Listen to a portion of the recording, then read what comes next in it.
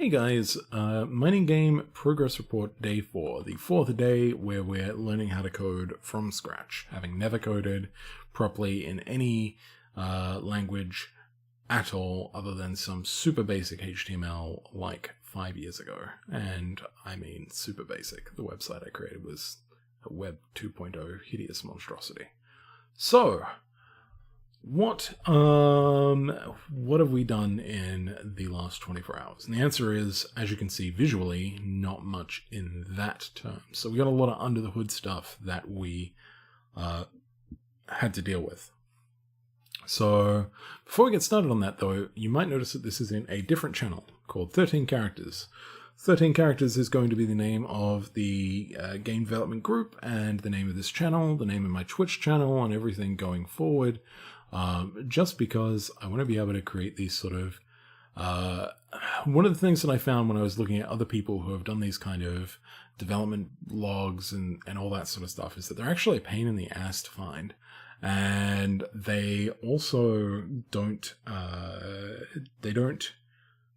keep the stuff after they've dealt with it. So there are a couple of really good examples of people who have been doing that well, but there's a vast overwhelming majority that haven't. For instance, Breezer Games, who do awesome games, and I imagine that the code that they produce is super, super slick, and you're about to hear a train, and I apologize for that.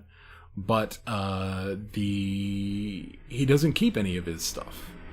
Like, he built Azure, was building Azure Mines, which is a mining game. I could have learnt a ton of stuff from watching those creation videos, but they just don't exist because even though he Twitch streamed them, he didn't save them or upload them to YouTube afterwards. So all of that knowledge, all of that stuff is lost forever. And I don't want to be a part of that problem. I want to be a part of the solution.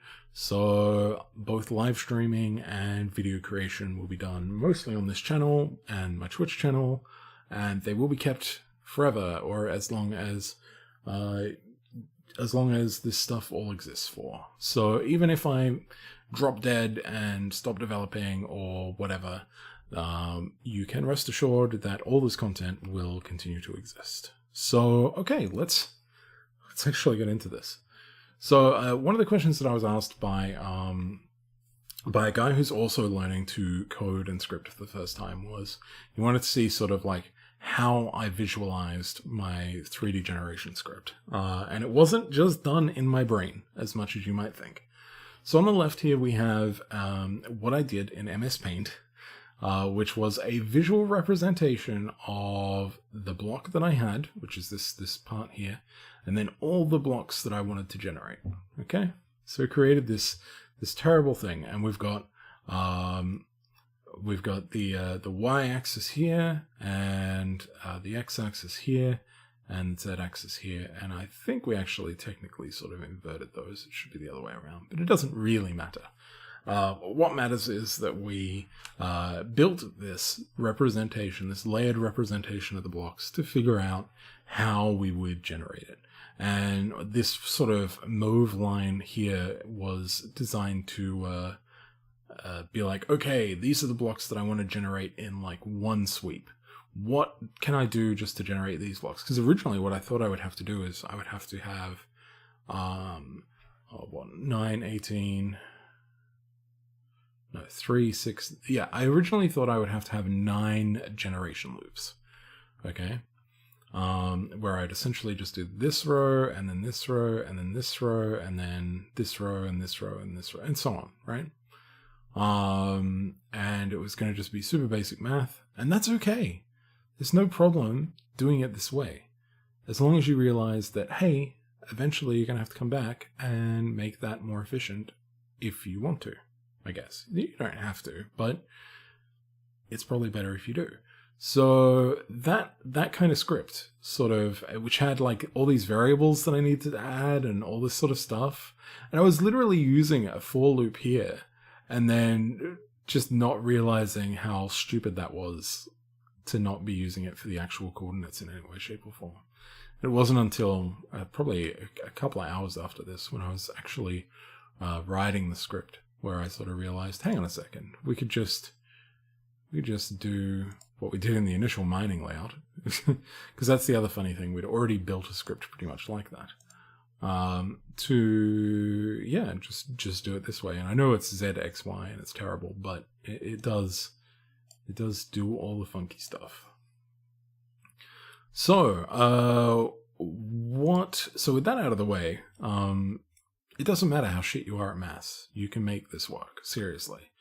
From what I've gathered over the past few days, coding is more about having critical thinking skills and being able to sort of go, why didn't my code work? Okay? And if you want to know why your code doesn't work, by the way, use print. Please. Please. Okay? Like, I have actually helped diagnose 3 different people's code in the last, 30 hours as a newbie who doesn't know how to code, by just telling them to just put prints in all of the different parts of their script, okay? So that way they can see in the output where the problem is, okay? And that's what we've got. Look at all of this stuff that we've got printing, okay? Like, heck, we even had make sure that we print both the completed thing and make sure that the values are working correctly in both the different forms of it and see how it's functioning, right?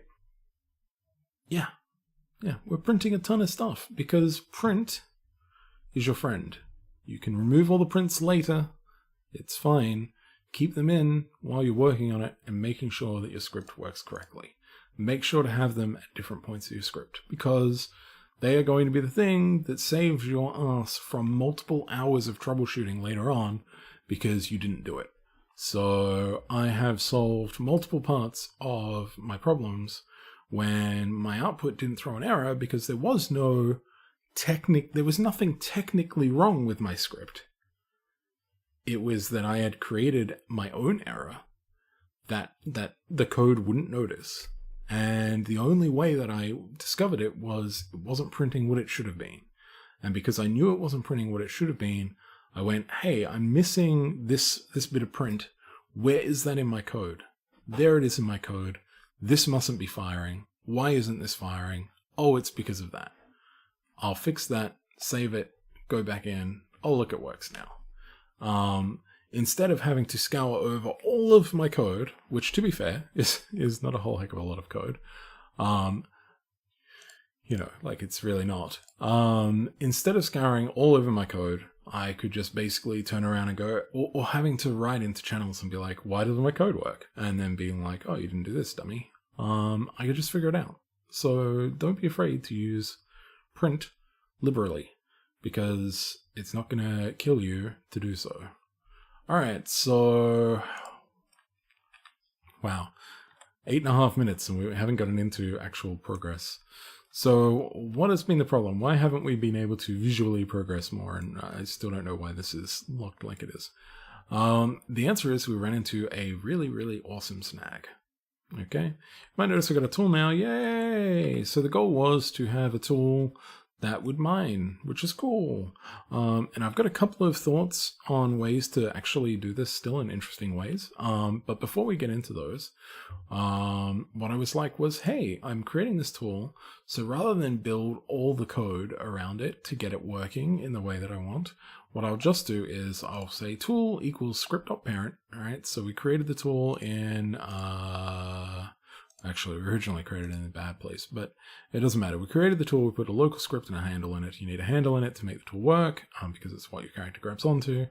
And then I was like, cool, let's make the local script. And the local script can be script.parent, so it's saying this is tool, no worries. And player mouse equals game.players, local player, and we can do local player because it's a local script, and this will be in a player, as you can see. Get mouse. Cool, so we've done that. Tool, so script.parent, activator, connect function, event mouse.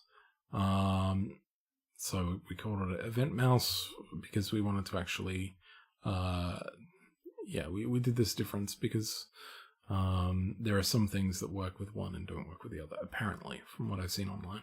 And then we just want to print player mouse.target or event mouse.target. It doesn't really matter.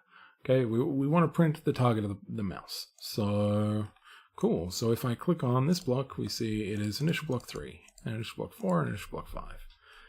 Now, if you remember about how we actually work with blocks, we don't destroy them. We make them invisible. We make them invisible, and we make them so that way you can't collide with them. So if I'm here and I want to click on this block, so let's go click on this block. There's initial block 13, okay? But if I'm here and I want to destroy initial block 13, well, that's not what we're getting. We're getting initial block 1, because there is an invisible, non-collidable brick here, which for some reason we click and hit with our mouse target. Now, there's some interesting things that go on with mouse target. So here's the first one. Okay, there's a whole bunch. So imagine that this is filled with invisible blocks, because it is. Okay, so if we want to target this local block 3, all right, you would think that we would be getting, let's say, this, either the block that we're in or the invisible block above here. Oh, and we are. Okay. See, we're getting all of that block. But I've had situations where, unfortunately, I can't show you without. Let's start the thing. This is because this is weird, and my brain still can't figure out why this works. But we get situations where,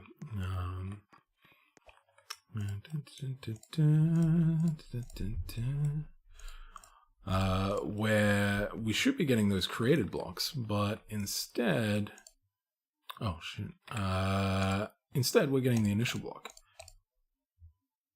So, yeah, I don't know what's going on here, but for some reason, instead of hitting the created blocks that exist here, we're getting the initial blocks instead of the created blocks that we've created. I'm guessing it's got to do with raycasting or something like that. And I just don't know where the source point is and stuff like that. But yeah, you get some cool stuff. So there are some cool things, right? So this block here is initial block 14, and this is initial block 3. Okay, and this invisible block is initial block 2. But if we're actually physically inside initial block 2 and we're in first person, it has to be both of those things, then we can actually click on our adjacent blocks, but we can't click... Oh, apparently we can. Okay, but yeah, we can't click over there because there is the initial block 1 which still exists here. Right, so that's a bit of a problem. That's a huge problem. So there are two ways that I can think of getting around this. One is remake the entire block generation script, which we knew we would have to do eventually anyway, because the way that we currently do it is quite inefficient. But, so recreate the entire generation block script. It's fine. It's not a huge ton of script, and we can fiddle around with it. It's more about having learnt how to generate the blocks and what mathematics we need to do behind the scenes to generate it correctly. So we've already got that down, so it's no big deal. So, okay. So we can do that. Or, and I don't know if this works, okay? So eventually we'll have an animation on this part. Well, obviously it won't look like this. It'll look like a pickaxe or something, right? And I'll have an animation and I'll swing. Now, I don't know if I can deal with the physics of where that hits. If we can, then this shouldn't matter, right? Because we can actually make it, instead of like most mining games, which are just like based on click, on mouse click, we can actually make it that it's when your pickaxe physically connects with a block. Okay? And that point, we wouldn't need to worry about these invisible blocks, because we would make it so that way there would be a wait delay to make sure that we like wait for the animation to get to a certain point before we even bother checking to see if we're hitting a block. And then, yeah, it's all about making sure that your pickaxe is physically hitting, or whatever we use, because there's a lot of cool items that I want to have. depends on, yeah, when that's physically hitting it. And I think we can get around it that way. Okay? I think. I don't know. That came to me while I was lying in bed last night trying to sleep, and I didn't get out of bed and force myself to write it. The other thing is that we have to just rebuild the generation script, which is what we focused on. So how do we focus on that? A couple of different ways. Let's destroy one of these blocks. So my initial thought, and this is still probably the thought that I'm going to go with, potentially, is creating a table where... Sorry, cat. Creating a table where we...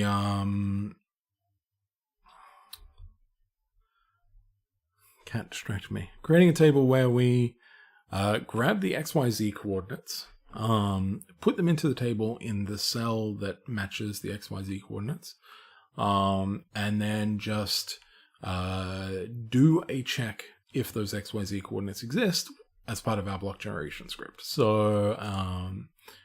So instead of what we do right now, which is what we do is we create a region 3, okay, which is an invisible region around all that stuff. And then check if that region is empty, okay? Which has all sorts of other issues as well. None of which we've really ran into too much, but like, if we've got flying pets and stuff like that, it's possible that a flying pet could be in that region when it's trying to generate blocks, and it will basically generate additional blocks in that area because of the flying pet and all that sort of jazz.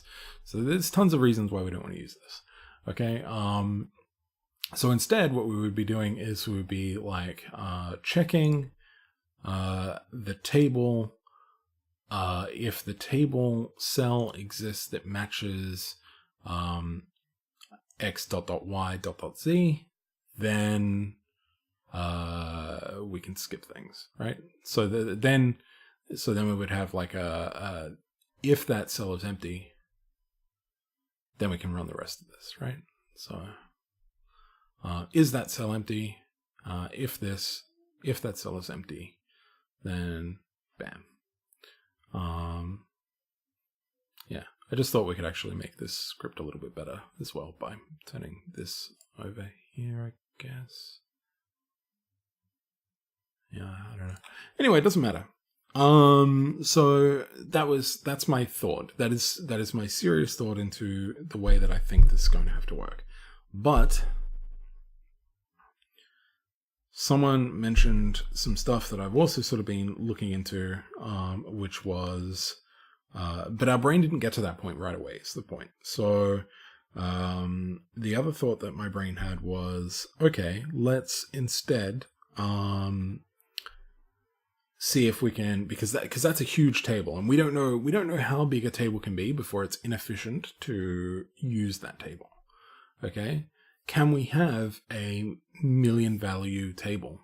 So a table with 1 million values in it, 1 million different values, and still access and call and check and write to and read from that table perfectly efficiently? If so, then we've got no problems. It's going to be awesome. If not, then we have to figure out some additional things. Now, something that I thought, and I think this is possible, I just don't know how yet, is instead of writing it the way that my brain wants to, instead what we do is when we destroy a block, essentially when we destroy the first block, we're essentially writing 27 values, but we're writing them sequentially. So value 1 in that table will be a really big chunk of XYZ integer, basically. So on and so forth. And if we do that, what we'd have to do instead is we would have to do a search on the table. And I think... So with that, there's pros and cons to that. The table will be not infinitely, but significantly, orders of magnitude smaller than it would be the other way. So the table would probably consist of, well, let's do some basic math, okay? In a round of, like, if you were just digging straight down in something like Mining Simulator or something like that, and you had the pretty much close to the best gear, you're probably averaging about 500 blocks if you're going straight down. If you're doing mining at like a level that's a little bit more efficient, you might be able to do about 600 to 700 blocks. So 600 blocks. Okay. Now, let's say for 600 blocks, every time you mine, you generate 25 blocks. Now, why do you generate 25 blocks, even though there's 27 blocks around you? Because of the hole that you presently are in and the hole that's behind you. Okay? So on average, chances are on average it's actually 24, because there are times where you're going to like turn left and turn right and all this sort of jazz, or go up and go down and dig side to side because of good ores and stuff like that. But let's just say 25. Okay? 600 times 25. Okay, 15,000 times 8, 120,000. So it's only one order of magnitude smaller. Okay? Well, no, it's probably multiple orders of magnitude smaller. But 120,000 values. So that is about as large as the table would get. And that's only if all 8 players are being really efficient. Okay, in terms of mining capability and stuff like that.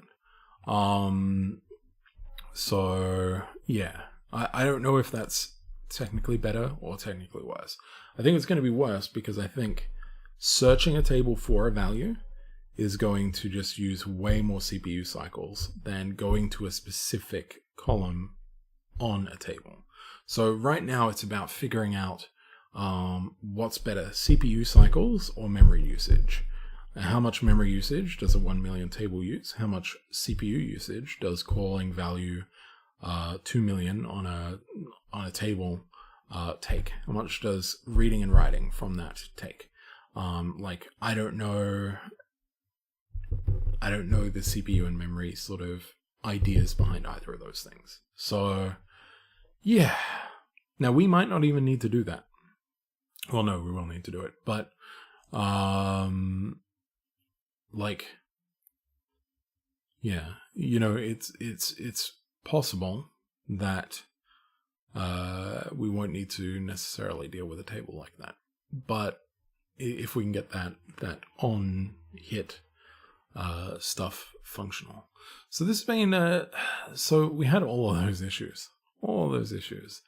And that's kind of the way that my brain went through things, except that didn't take 22 minutes. It took part of a day. So I also wrote on scriptinghelpers.org best practices for storing and retrieving 3D coordinates. Please understand, I'm very new at coding.scripting, blah, blah, blah, blah, blah. This is the stuff that I'm doing. Storing as int value is inefficient because int values also have names. So I've skipped over this a little bit, because what we were doing and what we sort of decided to do while we figure out tables is store things somewhat as an int value and use things in some ways. So we figured out, we were like, oh, the best way, the most efficient way, this is where my brain went, the most efficient way would be to just store the XYZ value as an int value, okay? And then I stumbled into int values being limited to numbers of just a little over 2 million or less. And I was like, that's problematic. Okay, how do we store XYZ coordinates and keep them under 10 digits, basically? So keep them in 9 digits or less. And the only way that I could figure out to do that was to divide our XYZ coordinates by 6, which still gives us a totally unique XYZ value, because our blocks are 6 by 6 by 6.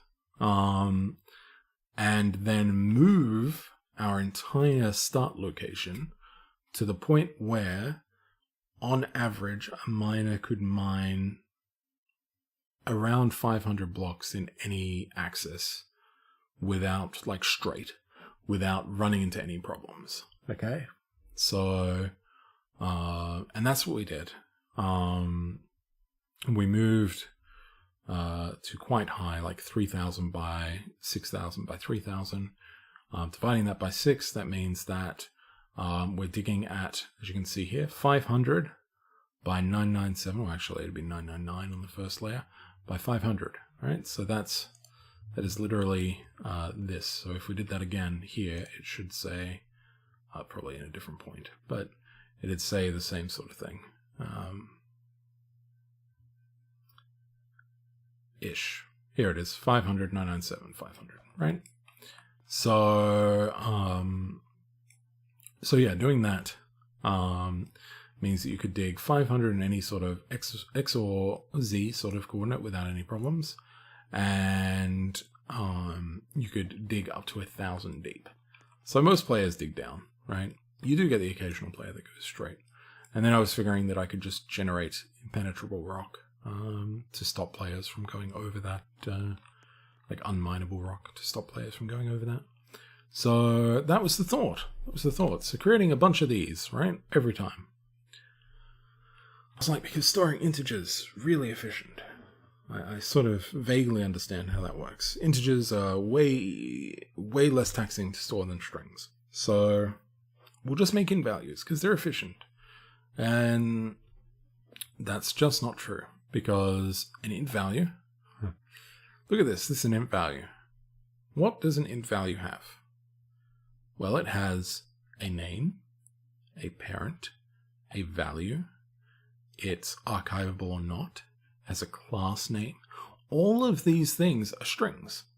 So this one int value has a string here, the string of value, a string of parent, a string of what the actual parent is, a string of name, the string of what that name is, a string of class name, a string of what that class name is, the string of archivable, and the boolean of is it archivable or not.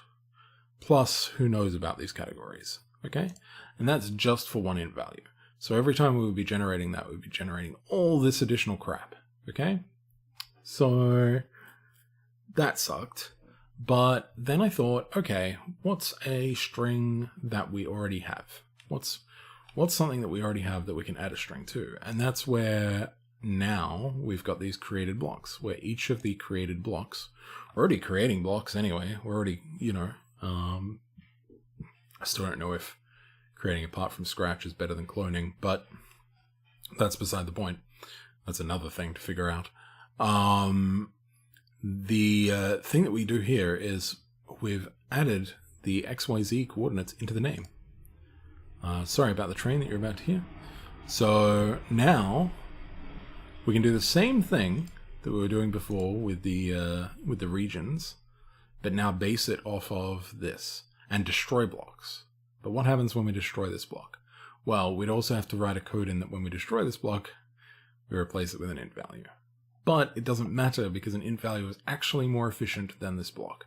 So removing this block and installing an int value should still technically be okay-ish. And this will work for now. The table stuff is going to be stuff that we're figuring out and working with and just trying to figure out exactly what the best thing is. I think it's going to take a really long time to get the answer of how large can a table be before being inefficient? Is searching a table an efficient method? Blah, blah, blah, blah. So it's going to be so long until we can figure out the answers to these questions and feel satisfied with the answers to those questions. And it may actually just involve us testing it ourselves, which is probably going to be the case. So I promise that not all of these massive updates where we did very, very little are going to be 30 minutes long. But this one was, and I hope it wasn't too bad to listen to. If you are a strong coder and you can answer this question, I was thinking of using a table, but I have no concept of how large a table can be before checking values in a table becomes slow and inefficient. If you can answer this for me, please do so. This is not the sort of thing that I can figure out easily myself.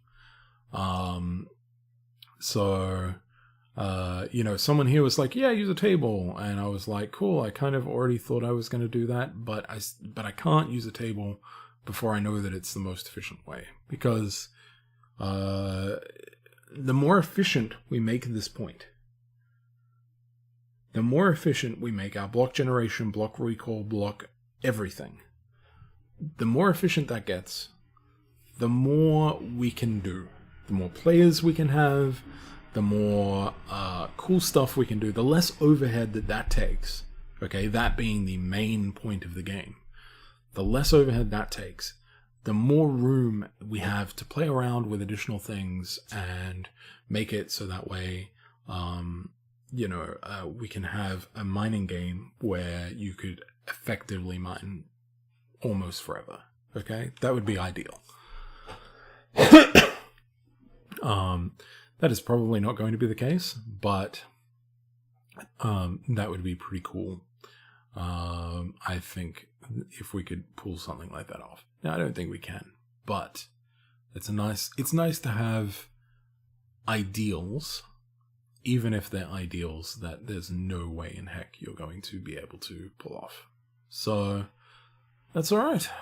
Thank you very much for watching. Remember, I am going to be Twitch streaming and all that sort of jazz. So if you want to stick around for that, please do. I'll have the links and stuff. And I really appreciate anyone who takes the time to watch this craziness. Bye for now.